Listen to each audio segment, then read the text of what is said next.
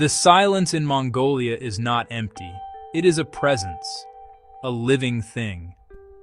I am standing on a rise, looking out over a sea of grass that seems to go on forever.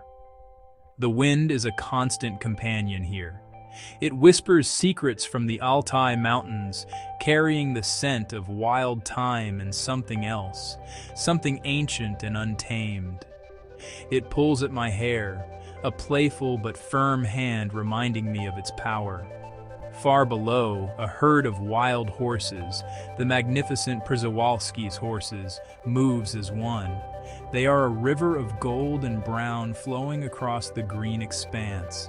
There is nothing but land and sky, and it is everything. I close my eyes and just listen. The sound is a symphony of the wild. The rustle of the wind through the endless carpet of grass is the orchestra's main instrument. Then, you begin to hear the other notes. The distant, lonely cry of an eagle circling high above, its sharp eyes scanning the ground for movement. The soft thud of hooves as the horses graze, their gentle snorts carrying on the breeze. It is a soundscape so different from the world I know. There are no sirens, no traffic, no human noise to break the spell. It is a sound that sinks into your bones and quiets your soul. It's simply marvelous. This land feels untouched by time. It is a place where you can feel the curve of the earth. The horizon is so vast, so uninterrupted, that you feel you are standing on the very top of the world. The sky is a character in itself. It is a dome of impossible blue during the day, dotted with clouds that look like giant, fluffy sheep. At night, it transforms into a velvet blanket, sprinkled with more stars than I have ever seen. You feel incredibly small, but not insignificant. You feel a part of something immense, something eternal. It's a humbling and quite profound experience. As the sun begins to set, the land changes its clothes. The green steppe is bathed in a warm, golden light. The shadows of the hills stretch out like long, dark fingers reaching across the plains. The air grows cooler, carrying a new set of scents and sounds. A wolf might howl in the distance, a reminder that this beautiful land has a wild, dangerous edge. It is a world of breathtaking beauty and raw, untamed power. To be here is to feel alive in a way I have never felt before. It is a place that asks you to be still, to watch, and to listen to the story it has to tell. The deeper one travels, the more one understands that the rules of this land are not written in books. They are carried in the wind and whispered between generations. I am in a more remote part of the country now, among a nomadic group whose traditions are even older. Here, I learn of a custom that feels both startling and strangely logical. It is the idea that a woman, particularly in these isolated communities, might have more than one partner. It is not a secret, not a scandal, but a practical and accepted part of life.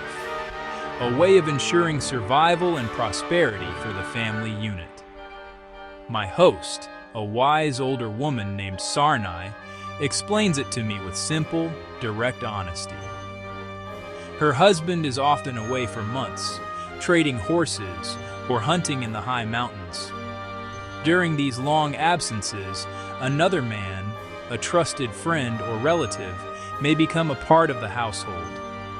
He helps with the heavy work, protects the family from predators, and provides companionship.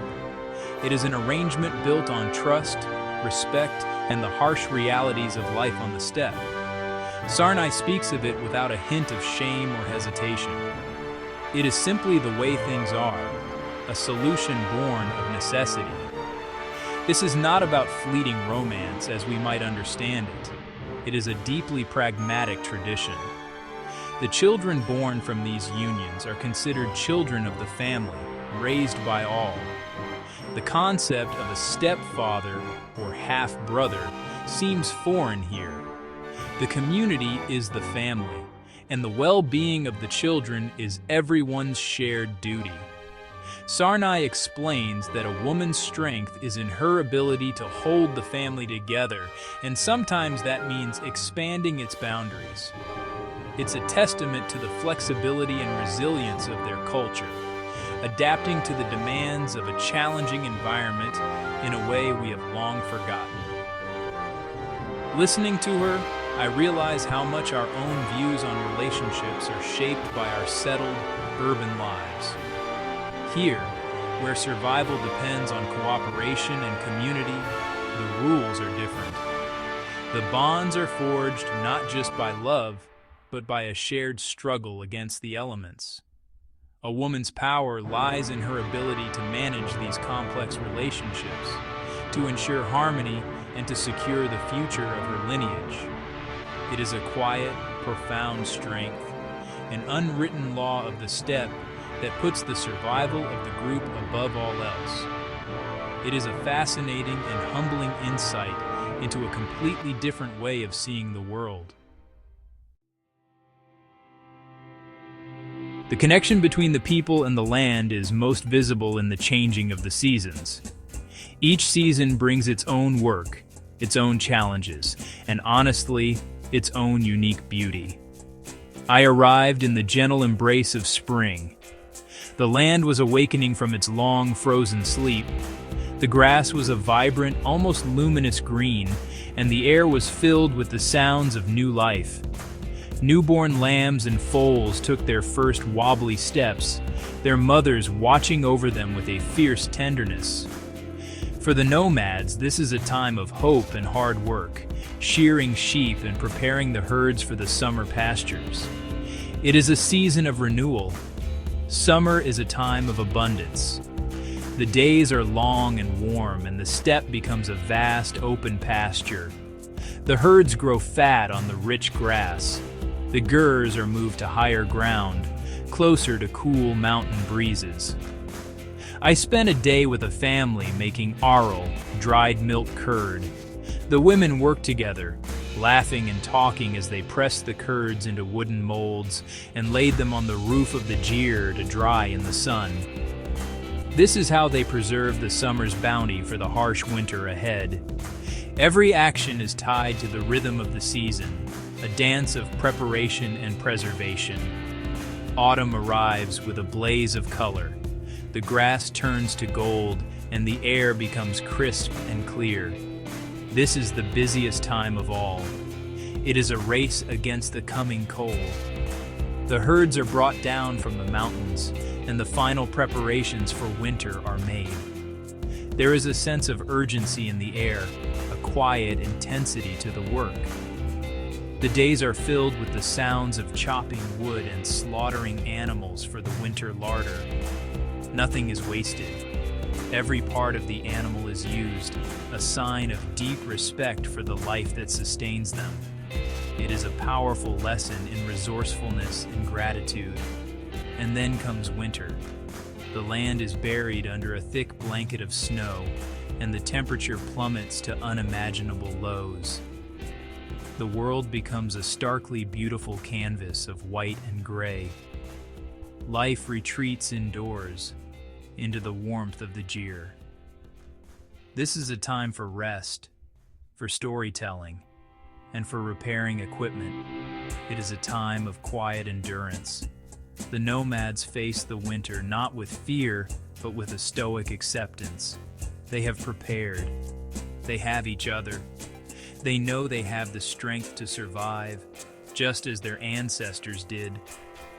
They are a part of this land, and they move with it through its endless, beautiful cycle. To stand here on the edge of this vast, wild country is to feel a sense of profound suspense. The story of Mongolia is not finished. It is being written every day in the blowing wind and the thundering hooves of horses.